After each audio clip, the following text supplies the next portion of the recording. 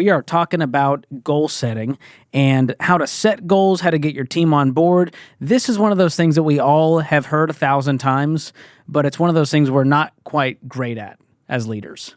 Yeah, it's true. And I'm really glad to be on the podcast. I love goals. I've always loved goals.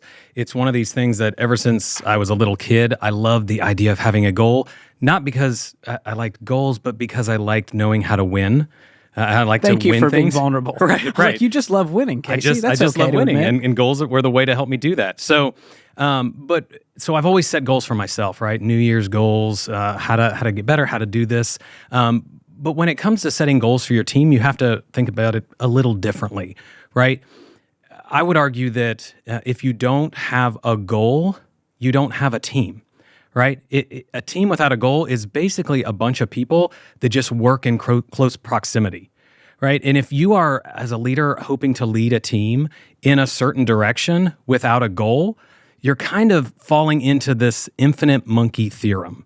Have you heard of that theorem? Please tell me. Okay.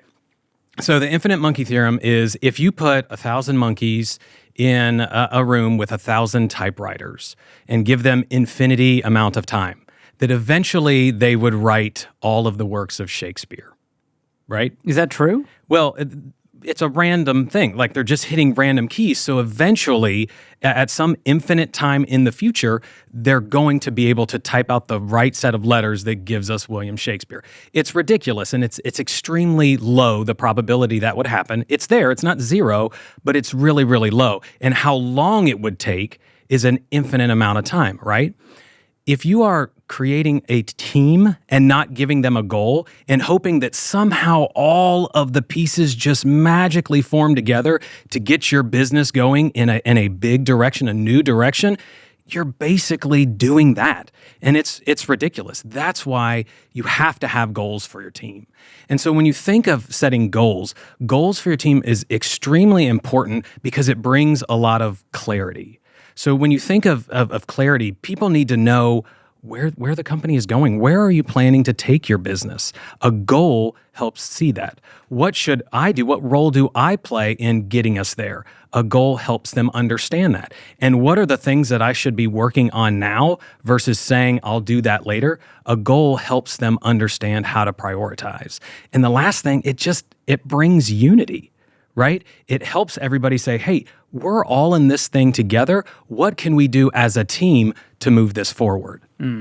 As you were sharing that analogy, I thought it's like saying I'm going to win with money by playing the lottery. Right. And yeah, eventually you might hit the Powerball for $1.9 billion. Right. But a much better way is by saying I'm going to live on less than I make and stick to a budget and pay off the debt and do all of these things that actually will cause you to win next week versus a maybe. And so I love the level of clarity that goals bring to you and your team instead of me as the team member feeling like I don't understand the point of this just sitting in a Word doc or an Excel spreadsheet or making the sales call. So when you feel like you're a part of a bigger mission, vision, goal, that really changes the way you see work. So how do you go about creating these team goals, as you call them? Yeah, and there's definitely right ways and wrong ways to create a goal. So if you think about a goal and you create an extremely vague goal, it will actually cause more harm than not creating a goal at all. And we'll talk about that a little bit. But we talk about goals a lot here at EntreLeadership, and we believe that it falls into what we call strategic planning. And we love talking about strategic planning. We have a whole talk at EntreLeadership Master Series about this. In EntreLeadership Elite, we've got a whole course. And if we had an episode recently where Daniel Ramsey talked about desired future, which is what we say is a goal for the company. So we really believe that this is extremely important for every leader to do. And the problem is that most leaders are too busy working in the business, so the day-to-day putting out fires, making sure things happen, to work on the business, which is what goal setting is. It's taking that step back and getting above the business to say, these two questions. You need to answer these two questions.